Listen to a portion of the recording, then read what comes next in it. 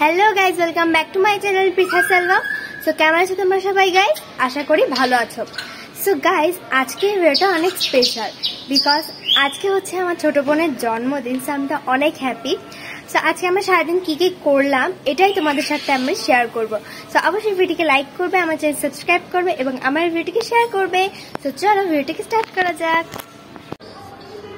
So guys, এটা হচ্ছে আমাদের birthday girl. Happy birthday Pratha. Thank you. So hi দাও সবাইকে। হাই। সো গাইজ, আমাদের দুজনেতে স্নান হয়ে গেছে, একটু পরে আমরা লাঞ্চ করবো। সো ওর সময় তোমাদের সাথে দেখা হচ্ছে। টাটা।